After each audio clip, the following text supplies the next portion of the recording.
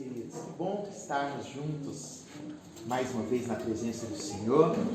Se você pode, abra sua Bíblia por gentileza lá em Mateus, Evangelho segundo São Mateus, capítulo de número 6.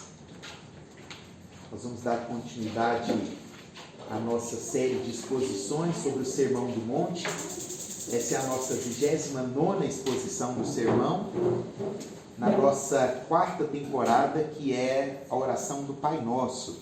Nós estamos em Mateus capítulo 6, versículo 9, parte B. Hoje nós vamos estudar a segunda parte deste versículo. Nós já gastamos aí 3 semanas, estudando a primeira parte, e agora vamos finalizar, se assim Deus nos permitir, o versículo 9. Eu vou ler por completo o versículo, tá bom? Mas o tema da nossa mensagem hoje é apenas a parte B. Diz assim, Mateus capítulo 6, versículo 9. Portanto, orem da seguinte forma: Pai nosso que estás no céu, santificado seja o teu nome. O nosso tema, de hoje é este: santificado seja o teu nome. Martinho Lutero, destrinchando a oração do Pai Nosso, a propósito de descrever e estudar essa oração, ele escreveu exatamente o seguinte: é necessário que tomemos parte na ação de Deus. Ele trabalha para a sua glória e ao mesmo tempo para a nossa salvação. E nós devemos nos beneficiar dessa sua ação, ou desse seu trabalho, não como meros espectadores, que apenas estão assistindo, nem nos atribuindo um papel de colaboradores indispensáveis. Então nós nos perguntamos, como então iremos colaborar? Martinho Lutero responde: orando e interessando-nos na sua ação e naquilo que ele faz. A sua causa e a nossa causa estão intimamente unidas. A nossa causa está contida na causa de Deus. É interessante o que Martinho Lutero vai nos expor aqui e o que vai nos explanar, porque de certa forma o que ele nos ensina aqui foge ao conceito daquela oração que nós sempre aprendemos, de que a oração ela é um pedido que fazemos ou de que Deus ele é obrigado a responder à nossa oração. Quando Deus está trabalhando, nós não podemos apenas ser espectadores desse trabalho. Nós precisamos ser agentes ativos naquilo que Deus está fazendo, nesse modo de agir de Deus. Mas ao mesmo tempo, nós não podemos nos considerar como atores principais, na qual sem nós Deus não iria agir. Ao mesmo tempo, nós não somos meros espectadores, mas ao mesmo tempo nós não somos atores principais. Nós não precisamos apenas ficar assistindo Deus agir, mas nós não podemos considerar que Deus não agiria se não fosse nós. Deus não depende da nossa oração. A nossa oração, ela não faria ou não faz diferença alguma para aquilo que Deus propôs em seu coração de fazer. E aí, as pessoas tendem sempre a ir para os extremos, Bom, se Deus não depende da minha oração, eu vou apenas esperar aquilo que Ele vai fazer. Mas o que Lutero nos ensina aqui é que eu não posso apenas esperar o que Ele vai fazer. Eu preciso, de certa forma, cooperar com aquilo que Deus está fazendo. E aí vem a pergunta, bom, então como que eu vou agir se eu não posso ser apenas um espectador e se eu não sou nenhum ator e nenhum agente principal nessa colaboração? Lutero responde: é através da oração. É através da oração que o desejo e o plano do coração de Deus entra em acordo com o meu coração. Ou melhor, é através da oração que a minha vida entra em acordo com o propósito eterno do coração de Deus. O mundo criado é o teatro da glória de Deus. Essas palavras são palavras do reformador João Calvino. O mundo, ele está proposto e foi constituído como o teatro da glória de Deus. É no mundo através do mundo que as cortinas se abrem para que o espetáculo da glória de Deus possa se manifestar, né? Deus em si, ele não é apenas o escritor da peça de teatro. Ao mesmo tempo que ele escreveu o teatro, ele atuou nesse teatro como ator principal, através do seu Filho Jesus. E esse Deus que tem o mundo como o seu belo e magnífico teatro, ele, de certa forma, coloca o seu nome nesta obra artística. Se nós pegarmos o mundo como uma bela obra de arte, ou como uma grande peça teatral muito bem escrita, ou como uma canção muito bem composta, nenhum compositor escreve uma canção e deixa de assinar embaixo dessa canção. Nenhum grande artista pinta uma obra e deixa de assinar a sua bela obra. Da mesma forma, nós podemos olhar para o mundo e ver nesse mundo inscrições deste nome do autor principal desta obra. O nome desse autor, de certa forma, está presente nesse grande teatro, nessa grande obra que ele compôs, nessa grande obra que ele escreveu, que ele desenhou, né? O mundo é uma das grandes perfeições daquilo que Deus fez. O universo exala as obras do Criador. O universo adora ao Deus Todo-Poderoso. Esse nome, de certa forma, quando nós olhamos, né, e tentamos procurar, será que nós conseguimos achar esse nome? Onde é que esse nome, onde é que Deus colocou essa sua assinatura? Onde é que ele escreveu, né? Se todo artista lá coloca no cantinho do quadro o seu nome, onde seria que esse nome de Deus estaria? Será que esse nome é visível? Como que esse nome se revela? Como que eu consigo olhar para esse grande teatro da beleza do mundo e do universo e enxergar ali, né, o nome e a assinatura desse Deus? Pascal nos responderia da seguinte forma: é Deus quem fala de Deus. Se nós formos lá no Salmo, capítulo de número 19, eu acho que dá tempo de lermos, deixa marcado aí a sua Bíblia em Mateus, e vai comigo lá em Salmo, capítulo de número 19. Este é o meu salmo preferido. Salmo, capítulo de número 19. Olha que o salmista está nos dizendo a partir do versículo de número 1. Salmos, capítulo 19, versículo 1. Diz assim: os céus proclamam a glória de Deus. O firmamento demonstra a habilidade de suas mãos. Dia após dia eles continuam a falar. Noite após noite eles o tornam conhecido. Não há som nem palavras. Nunca se ouve o que eles dizem. Mas a sua mensagem, porém, chegou a toda a terra, e as suas palavras até os confins do mundo. Não há som nem palavras, mas por todo canto ouve-se a voz da manifestação de Deus.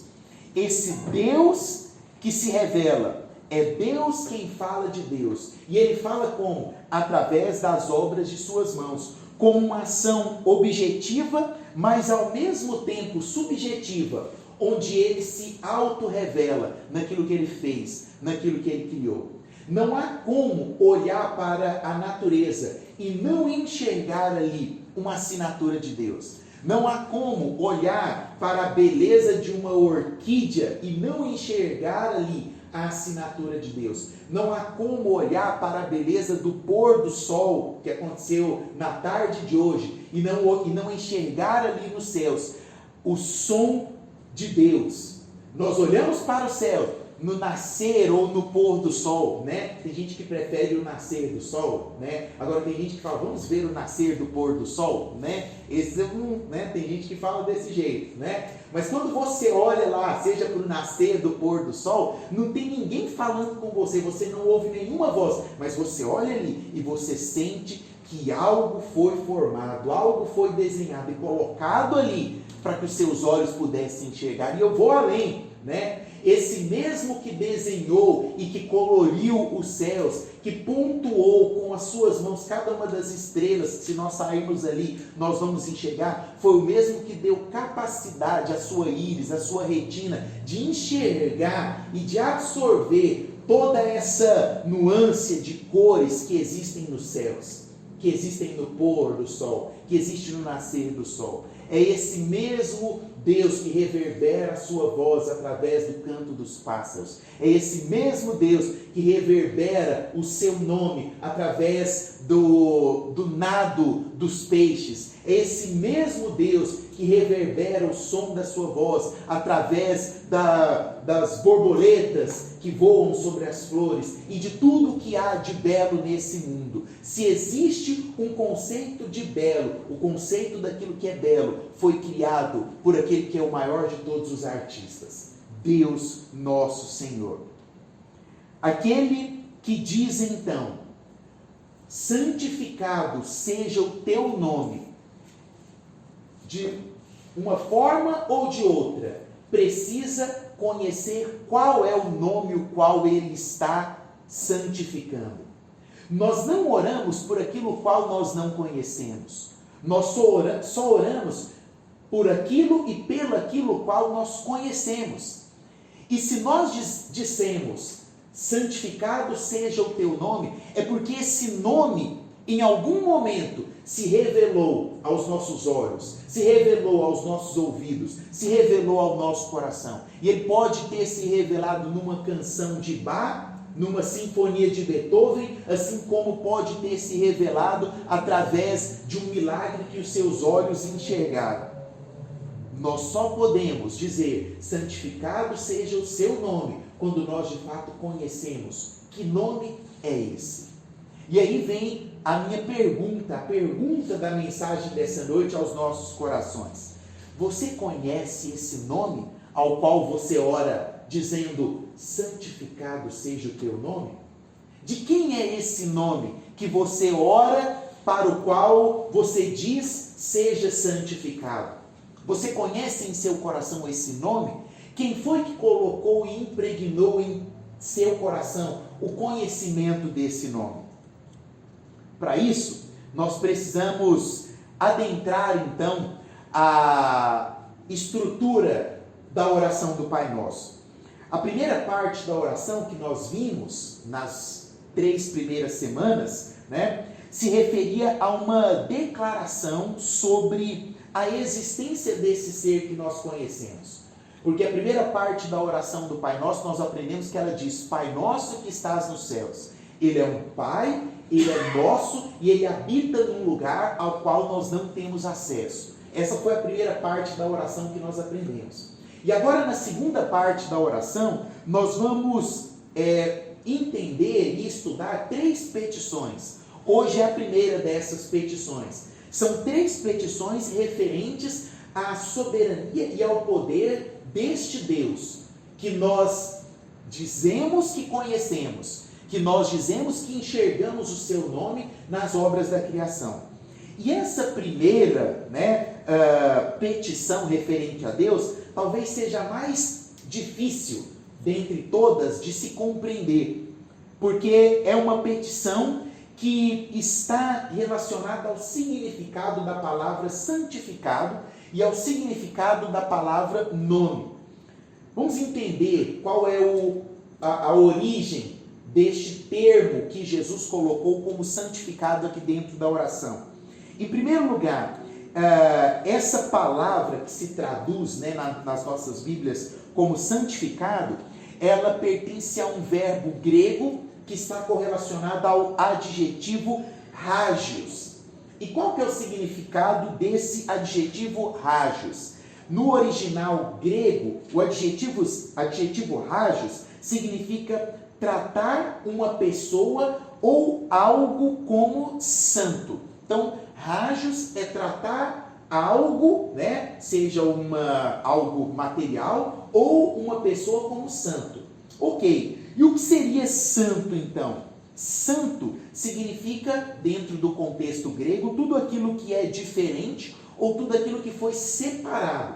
Então, quando nós dizemos que o templo, a casa do Senhor é santa, nós estamos dizendo ali que aquele local, né, físico onde nós nos reunimos, ele é diferente ou separado de todos os outros edifícios que existem na cidade, né? Quando nós olhamos para a igreja, o templo ali onde nós nos reunimos, nós dizemos que aquele templo ele é santo. Por quê? Porque ele é separado, ele é diferente de qualquer outra construção que tem em Goiânia. Quando nós dizemos, por exemplo, que o domingo é o dia santo do Senhor, é porque esse dia é um dia que é separado, é um dia que é diferente, é um dia onde nós não vamos trabalhar, é um dia onde nós vamos nos colocar diante da presença de Deus, e ao invés de trabalhar, nós vamos reunir a nossa família ao redor de uma mesa e vamos orar antes de nos alimentar. É um dia onde eu vou levantar mais cedo e ler a palavra do Senhor de forma diferente, porque eu vou descansar nele. Então o domingo se torna um dia santo, porque ele é um dia diferente, porque ele é um dia separado. Ok, nós entendemos então o que significa santo e santificado. Agora, o contexto que Jesus está ensinando para os discípulos, Jesus está dizendo algo, ele está dizendo, olha, santificado seja o quê? O teu nome. E o que era o nome para o contexto hebreu, principalmente, e depois para o contexto judaico? Se você pegar a Bíblia, né, quem está lendo, fazendo aí a leitura anual, né, terminou, se tiver junto comigo, terminou Números e entrou em Deuteronômio hoje, e está lá em Lucas, no milagre da ressurreição. Qual foi hoje de Lucas, hein? Lucas, Jesus no templo, né?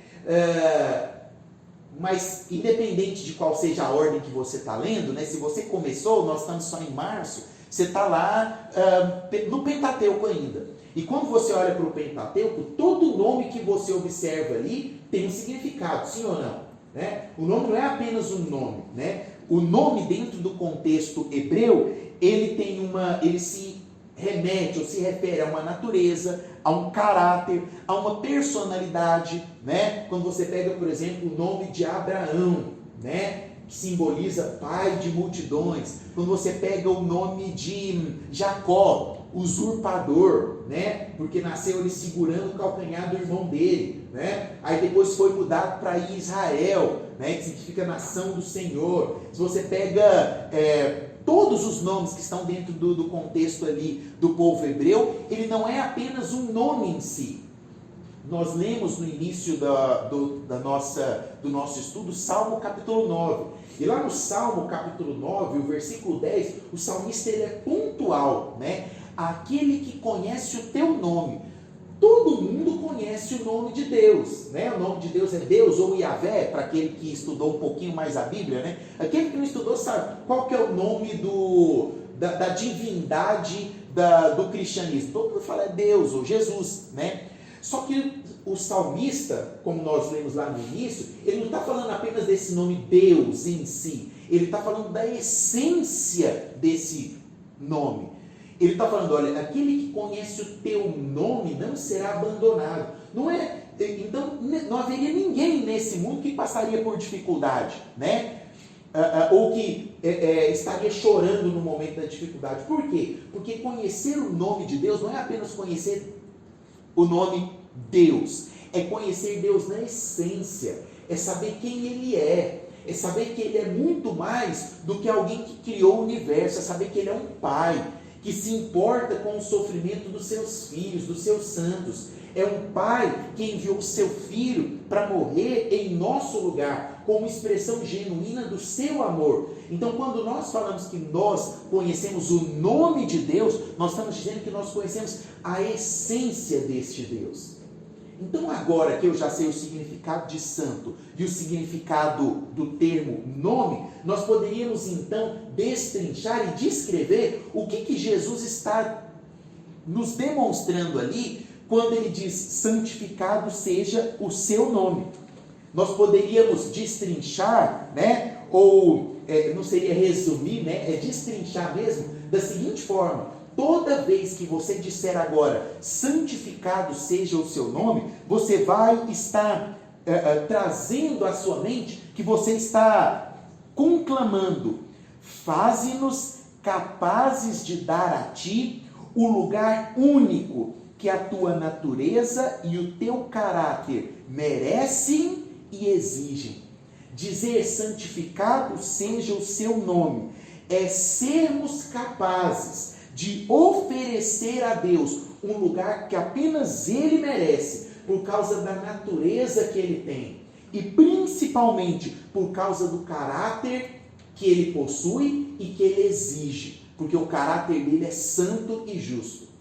Todas as vezes que nós falarmos de agora em diante, santificado seja o teu nome, nós estamos colocando esse que nós consideramos como nosso Deus no lugar que só Ele é digno, que só Ele merece, e dando a Ele toda a nossa devoção, baseado no caráter que Ele tem.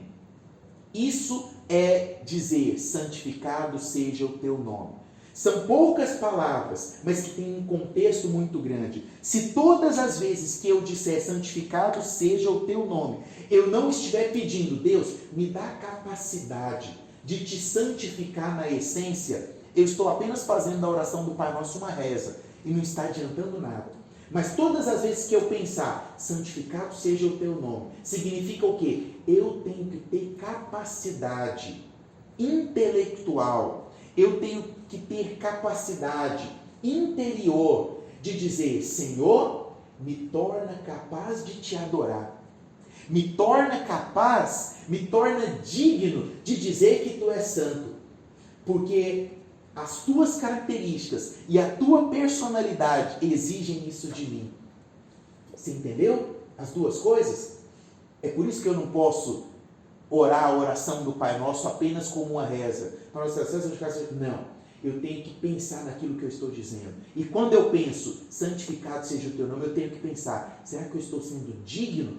Será que eu sou capaz de olhar para Deus e dizer, Senhor, toma o lugar que a tua natureza merece, por conta do teu poder e da tua magnitude?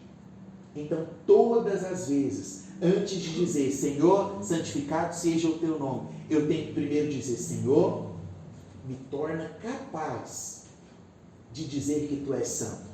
Porque a tua santidade é tão grande, ela é tamanha, que muitas vezes eu não sou nem digno de dizer que tu és santo. Você parou para perceber a profundeza daquilo que Deus está dizendo? E para que eu possa expressar isso, para que eu possa falar, Senhor, me torna capaz de dizer que tu és santo, só existe uma forma, tendo reverência. Semana passada nós falamos algumas atitudes práticas aqui de ser reverente. A reverência é algo que a oração do Pai Nosso exige de todos nós. Eu preciso ter reverência ao orar o Pai Nosso. E ao orar, qual seja a minha oração, né? E aí, quando eu estou falando de reverência, eu não estou falando de religiosidade, né? Porque aí você vai falar assim, mas significa que eu não posso orar no meu carro dirigindo? Pode, claro que pode, deve, né? Principalmente no trânsito de Goiânia, né? Ora mesmo, né? Significa que eu não posso entrar no banheiro do meu serviço quando eu estiver num momento apurado. Ixi, eu já fiz isso demais da conta. Faça isso. Né? Tem algo que eu faço todas as vezes quando eu estou diante de uma plateia ou diante de uma palestra internacional, alguma coisa que eu sei que vai exigir de mim, é aqueles 5 segundos, quando o orador está lá contando, vamos convidar agora o doutor fulano de tal. O sentimento que eu tenho no meu coração é voltar para dentro de mim e falar, Senhor, use as palavras da minha boca para a tua glória. É uma oração simples, mas também é uma oração. Agora, quando eu digo reverência, eu estou falando reverência em ter o respeito, porque você não vai apenas fazer oração dentro do seu carro ou no banheiro do seu serviço.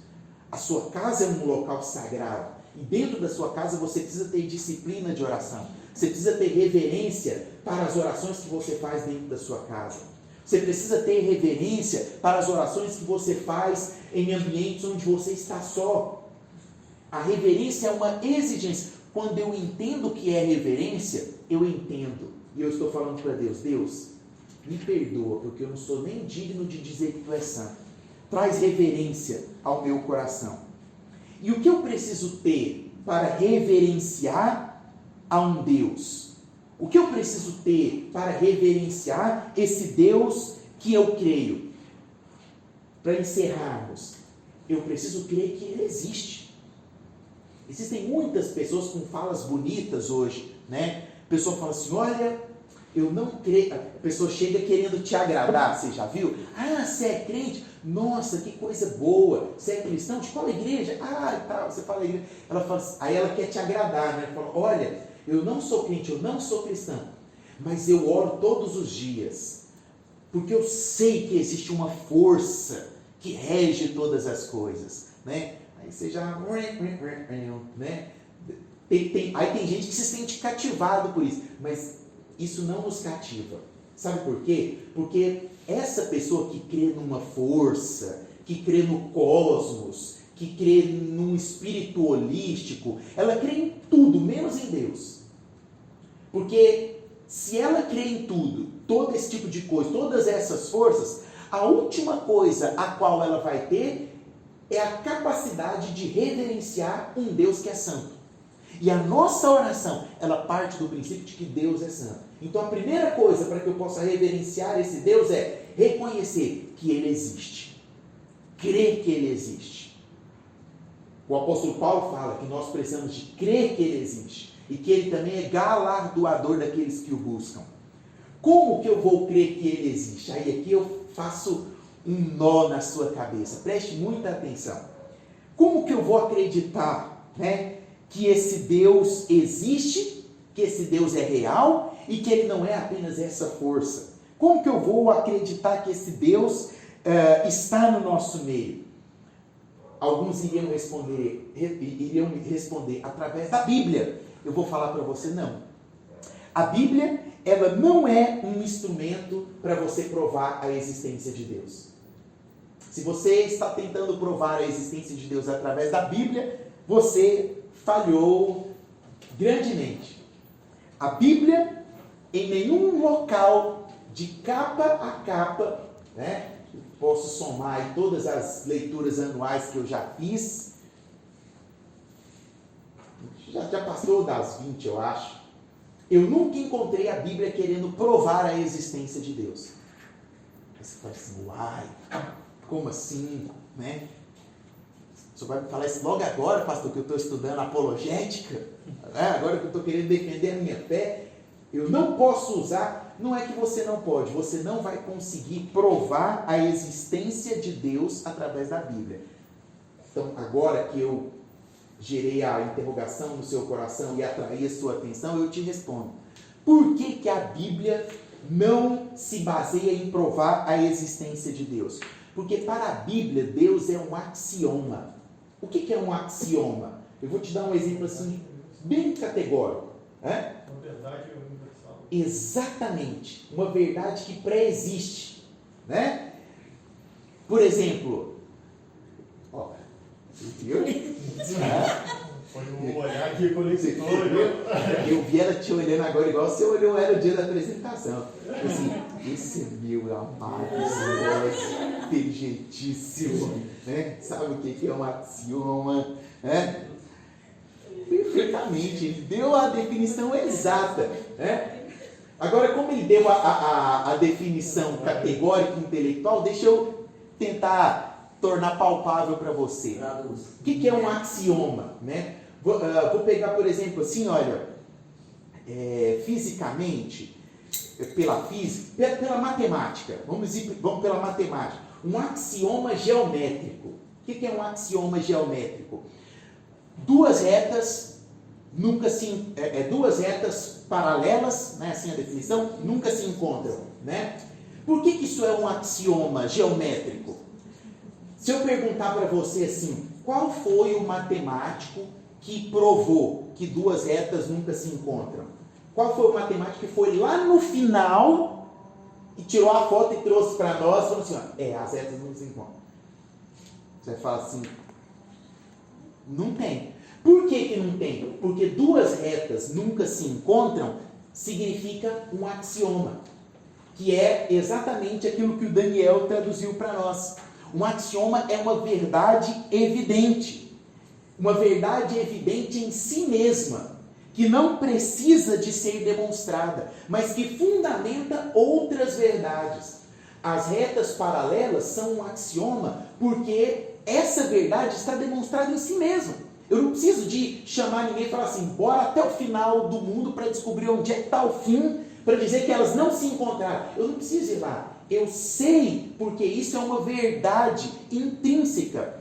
A Bíblia parte do princípio de que Deus é. Por isso que ela não perde tempo provando a existência de Deus. Por isso que você vai folhear a Bíblia e não vai achar lá nenhum dos escritos, Paulo querendo provar, né? Mateus escrevendo aqui o Evangelho querendo provar. Não, ele parte do princípio de que Jesus é o Filho de Deus. A Bíblia parte do princípio de que Deus é soberano e criador de todas as coisas. Ele existe, ele criou tudo. E baseado nisso, eu não preciso provar esta existência. Eu parto do princípio de que ele existe, de que ele é real.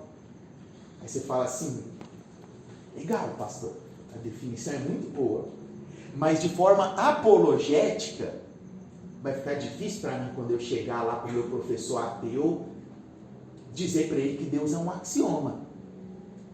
Aí eu falo para você assim, tudo bem, vamos utilizar então uma forma mais palpável ainda de você defender a sua fé. Isso é apologética, né? Se te perguntarem, prove para mim que Deus existe, né? Você vai dar esse exemplo. Certa vez, um índio de uma tribo que nunca teve contato com a humanidade, né? Andando no meio da floresta, o qual ele nunca tinha conhecido ninguém, ele acha os destroços de uma nave que tinha caído ali. E ele fica desesperado com aquilo. E ele se aproxima e de repente ele vê algo se movimentando. E ele olha e ele vê que aquilo está se movimentando de forma cíclica. E ele chega, bate a poeira e pega aquele objeto. Aquele objeto é um relógio. E esse índio todo preocupado, pega aquilo, leva para dentro da cabana dele e vai estudar aquilo que ele nunca viu na vida. E ele começa a mexer naquele objeto que ele encontrou. Ele olha, ele vê que de um lado tem um tampão de vidro trincado por conta da queda, mas ele vê que lá dentro tem alguns ponteiros se movimentando de forma circular e sincronizada. E ele pega, vira, vê que tem uma tampa e ele começa a mexer, gasta dias ali se perguntando, estudando, abro ou não abro, e de repente ele abre aquela tampa e ele vê todo um arcabouço de conexões e de engrenagens que se movimentam sincronizadas. E aí ele começa a entender aquilo. E meses vão se passando, anos vão se passando. Ele olha e ele vê que aquela engrenagem de trás faz exatamente os ponteiros que estão do outro lado se movimentarem. E quando ele chega nessa conclusão, só existem duas opções, não tem outra opção. Ou o índio conclui que houve uma tempestade de objetos magnéticos e que quando eles caíram junto com a nave, eles se juntaram de repente, ou existe um relojoeiro em algum lugar do mundo que ele não conhece. Qual é a resposta? Quando nós olhamos para a engrenagem do mundo, quando nós olhamos para o nome de Deus que se revela no nascer do pôr do sol, que se manifesta no canto dos pássaros, que se manifesta na melodia da canção, que nós cantamos. Quando nós olhamos para a estrutura do corpo humano, em todas as suas características fisiológicas, quando nós olhamos para a biologia celular e molecular e vemos o quanto foi milimetricamente articulado, quando nós estudamos a embriologia humana e vemos que de uma única célula, todas as outras estruturas de células totipotentes, pluripotentes foram formadas para que cada uma fosse direcionada a um tipo específico de tecido, e esses tecidos juntos com células específicas formassem órgãos específicos que iriam compor um arcabouço de uma estrutura humana com um raciocínio lógico, com movimentos totalmente sincronizados. Não tem como nós não concluirmos que não existe um relojoeiro em algum lugar deste universo. Para finalizarmos, nós poderíamos dizer que o universo, de forma trazendo o axioma, é em si uma verdade. O universo é uma verdade em si mesma, que foi planejada, que foi arquitetada. Existe um designer por trás do universo. Sir James Jeans disse certa vez que nenhum astrônomo, em hipótese alguma, tem a mínima chance de ser ateu. Principalmente agora, com o telescópio James Hubble, que tem mostrado o quanto a Terra é jovem. E se a Terra é jovem, significa que ela foi planejada, pincelada, pontuada. Assim, da mesma forma que nós começamos o versículo 9, há algumas semanas, utilizando os filósofos, nós podemos terminar este mesmo versículo 9 com um dos filósofos, com Kant, que diz: a lei moral em nosso interior e o céu estrelado no nosso exterior sempre irão nos conduzir a Deus. E eu poderia concluir: a um Deus que é santo, a um Deus que é poderoso, a um Deus que é digno de todo louvor, de toda a nossa adoração, a um Deus que em toda a sua grandeza olha para nós toda quinta-feira, 8 da noite, e nos encontra aqui nesse santo lugar de oração. Que esse Deus nos encontre hoje, amanhã e a cada um dos nossos dias, enquanto houver fôlego em nossos pulmões. Vamos orar? Pai nosso que estás nos céus, santificado seja o teu nome. Nome esse que é soberano, nome esse que reluz aos nossos olhos na neblina, no azul do céu, no entardecer. Nome esse que está revelado nas obras de tuas mãos. Nome este que nós ouvimos a cada novo dia, quando o sol nasce. Sem som, sem palavra, mas nós cremos que ali está a assinatura do Criador. O Deus que criou é o mesmo Deus que assina a obra de tuas mãos. E esse Deus é santo. Nós não precisamos buscar na Bíblia provas da sua existência, porque a Bíblia, ela parte de um princípio de que Ele existe, de que Ele está conosco, de que Ele planejou todas as coisas, de que Ele planejou esse momento para nos reunir, para nos congregar juntos como família. E aqui nós estamos, Senhor. Pai querido, um dia, daqui 20, 30, 40 anos, onde quer que venhamos estar, se estivermos, ó Deus, do outro lado deste planeta, se estivermos de férias, observando as obras no Museu do Louvre ou a Torre Eiffel, se estivermos em compromisso de viagem na América do Norte, se estivermos, ó Deus, diante de uma praia, ou se estivermos diante do nosso ambiente de trabalho, olhando para as obras das mãos do Senhor, que nós possamos, ó Deus, levar a nossa mente cativa a este dia de hoje, a esta quinta-feira, onde nós aprendemos que o nome do Senhor se revela em todas as coisas, e de que esse nome não é um nome qualquer, é um nome santo de um Deus poderoso, que criou todas as coisas, e que existe em todas elas, e que se manifesta em todas elas. Um Deus que colocou a sua assinatura no nosso código genético. Um Deus que colocou a sua assinatura no nosso intelecto. Um Deus que colocou a sua assinatura no nosso coração. Um Deus que se manifesta e que nos diz nessa noite que é ao mesmo tempo santo, grande, magnífico, cheio de autoridade, cheio de poder, e que em toda essa sua grandeza se importa com os sonhos e os planos do nosso coração. É por isso que nós não precisamos mais nos preocupar. É por isso que em nossas orações basta nos colocarmos as nossas aflições, as nossas angústias diante deste Deus maravilhoso, porque o resto Ele fará. Oramos, ó Deus, convictos dessa certeza em nossos corações. Obrigado, Pai. Obrigado pela Tua palavra, que continua sendo fiel, ó Deus, e audível aos ouvidos do nosso coração. Te agradecemos e te louvamos, em nome de Cristo Jesus. Amém e amém. Deus te abençoe, em nome de Jesus.